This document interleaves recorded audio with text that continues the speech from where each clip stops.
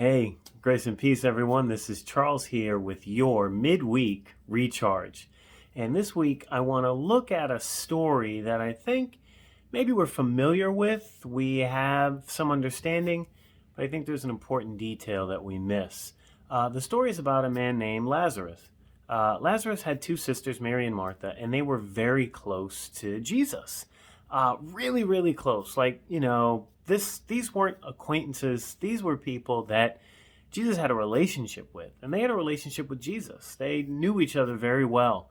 And as the story goes, Jesus is off teaching and traveling, and Lazarus gets sick, and the sisters try to get word to Jesus. And when word finally reaches Jesus that his friend is ill, Jesus tells his disciples, his followers, those that are traveling around with him, that his friend is ill, and decides to wait 2 more days before he actually makes his way back to his friend. At this point, his friend has died. It's likely that his friend had died by time word actually reached Jesus. And so he gathers his belongings and he gathers his crew and he says, we're going to go see Lazarus. He's fallen asleep, but he's okay. And the disciples are like, well, of course, if he just fell asleep, of course he's okay. He's just going to wake up.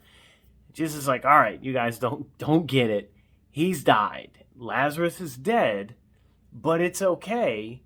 It's so that God can be glorified. And the disciples are like, huh? And then one of them speaks up.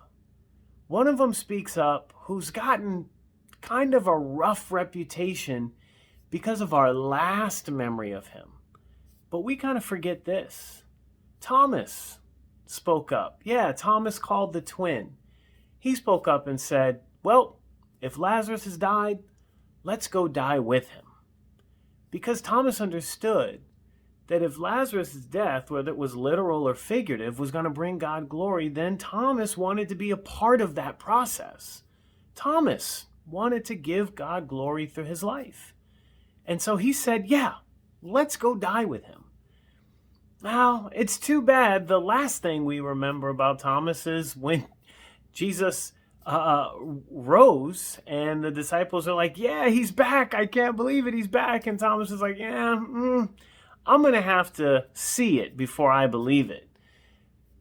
But there's something even to that, this notion of kind of testing your faith. So here's my challenge to you this week. Grow your faith a little bit. Look for an opportunity to be uncomfortable and kind of challenge yourself. Push the expectations, the limits, the boundaries of your own faith. Do you believe, or is it just convenient? Something that you've fallen into? Or like Thomas, are you ready to get up, go to a place where you don't have any idea what to expect because you trust your faith to do something special, something miraculous? Let that be your recharge.